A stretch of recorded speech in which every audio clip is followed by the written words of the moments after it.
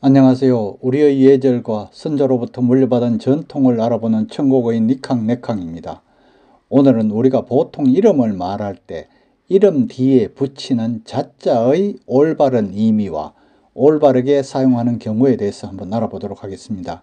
아직까지 저희 채널의 구독자가 아니시라면 지금 바로 구독 버튼을 꾹 눌러주시고요. 좋아요와 알림 설정도 부탁드립니다. 여러분, 오늘이 어버이날이네요. 부모님이 살아계실 때 찾아뵈었고 용돈이라도 드리고 맛있는 것 사드려야지 돌아가신 후에 아무리 후회해도 소용이 없습니다. 부모님이 항상 우리 곁에 사시는 것은 아니죠. 이 채널에서 어버이날에 대해서 올린 적이 있는데요. 어버이날의 유래와 카네이션 색깔 등 어버이날에 대해서 자세히 보시려면 우측 상단 자막을 클릭하시면 됩니다. 우리가 일상생활을 하다 보면 어르신들께서 자식뻘 되는 사람에게 이렇게 물어볼 때가 많죠. 아버님 조남이 어떻게 되시나? 그러면 예, 홍, 길자, 동자 쓰십니다. 아니면 예, 홍자, 길자, 동자를 쓰십니다. 이렇게도 대답을 많이 하죠. 둘 다 대답이 맞는 걸까요?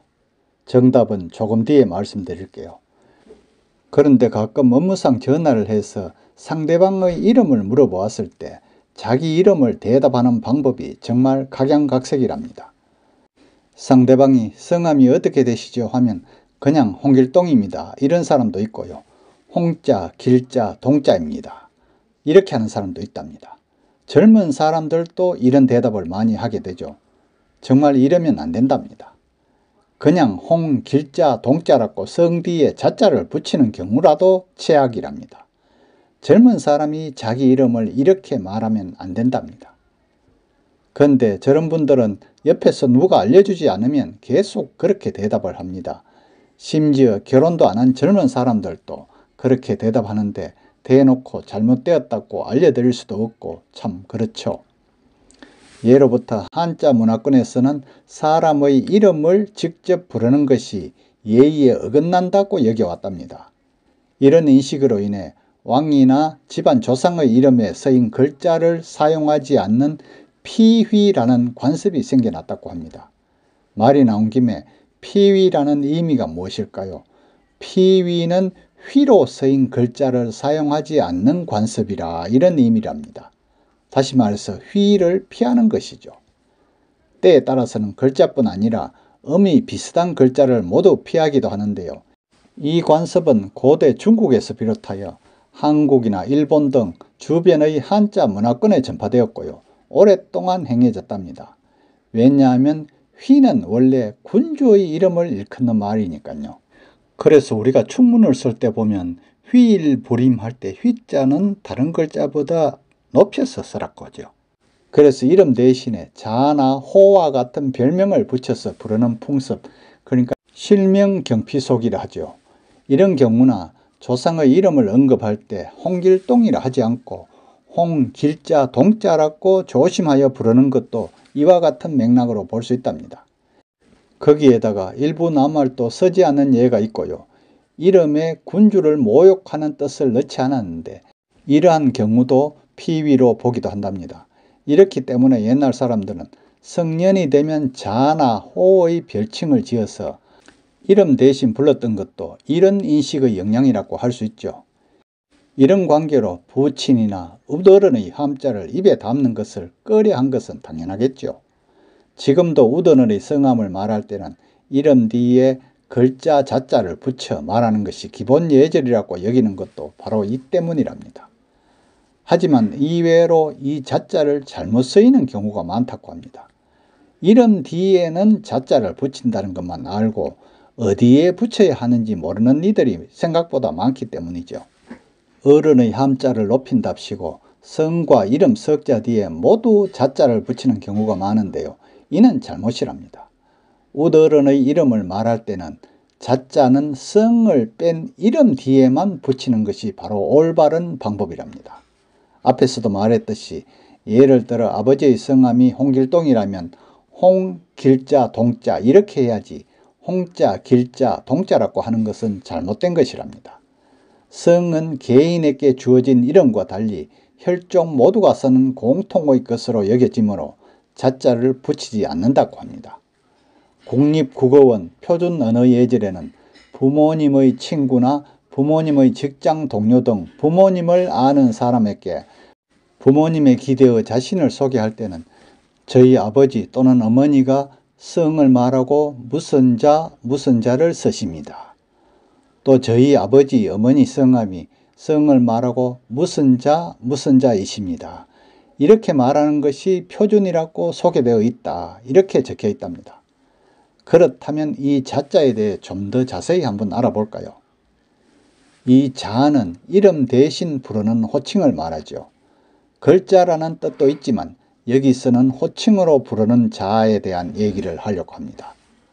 우선 글자 자자의 상형을 한번 보면 진면부수의 아들 자자가 합해 만들어진 글자죠. 이 글자 자자는 집에 자녀가 태어나면 식구 수가 불어난다 그런 뜻이 들어있다고 합니다. 호칭으로 부르는 자자는 관례나 계례 때 주례자가 지어주는 것인데요. 남자나 여자가 나이가 들면 어른의 예를 행하는데요. 남자는 모자를, 여자는 비녀를 씌우는 것이 어례이고요. 그 이후로는 어른스런 덕을 따르도록 권면한답니다. 이것이 관례이고 계례이고요. 오늘날의 성년식과 같았고 합니다.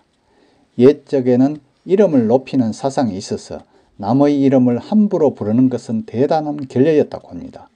그러나 이름 대신 쓰는 자의 경우에는 그런 제약에서 벗어나 친구 사이거나 아는 사람끼리 터놓고 부를 수 있는 호칭이었답니다. 그런데 이름은 다만, 군, 임금이죠. 사, 서성, 부, 아비 이 세 사람만이 제약 없이 부를 수 있었고요. 스스로도 자기 이름을 아무렇게나 드러내지는 않았답니다. 자신의 이름을 아뢰올 경우에는 상대에게 자신을 낮추는 경우랍니다. 그러므로 임금이나 스승, 아버지, 군사, 부가 아닌 사람이 이름을 부르면 자신을 매우 무시하는 것으로 생각하게 되었다네요. 그러므로 자를 지어 이름 대신에 부르게 했던 것이랍니다. 자를 지으면 호와 다르게 이름의 글자를 고려하여 짓는 경우가 많은데요. 물론 관례를 주관하는 어른이 지어주는데 이름의 글자를 고려하여 자를 지어 축하해 준답니다. 가령 이름자에 물강자가 있으면 자는 강과 관련 있는 깊을 심자를 넣어 짓고 이름자에 저울 때 형자가 있으면 자에는 평할 평자를 넣어 글자가 서로 호응하도록 지어주는 것과 같았고 하죠. 이런 이치로 형이 있으면 통자를 넣고 양이 있으면 명자를 넣고 공이 있으면 손자를 넣어 관련시켰답니다. 그러면서 이름의 의미를 확충해 주고 이름의 부족함을 자가 보완해 주도록 하였답니다. 이를테면 홍여방이라는 사람이 자를 자원으로 지었는데 이는 모난 것이라는 뜻의 방을 둥글고 원만하게 하라는 의미의 원자를 쓴 것이고요. 또 안지의 자가 자행인데요. 거칠 지처럼 거쳤으면 안 되고 행하기도 해야 한다는 의미가 보완된 것이라고 합니다. 이제 이해가 좀 되시나요? 지금은 자자를 많이 사용하지 않지만 예의 범절이 깍듯했던 옛날에는 이렇게 호칭에도 질서가 있었다고 하는데 이것도 선조들께서 물려받은 전통의 하나입니다. 또 마음에 드는 좋은 자아를 하나 갖는 것도 즐거운 일이라고 합니다. 오늘은 어버이날을 맞이하여 어르신들의 성함을 말할 때 자자를 붙이는데 성에는 붙이지 않고 이름에만 붙여야 한다는 것과 그 이유에 대해서도 알아보았는데요. 선조로부터 물려받은 전통, 좋은 것은 이어서 받아야겠죠. 끝까지 시청해 주셔서 감사하고요. 구독도 꼭 부탁합니다.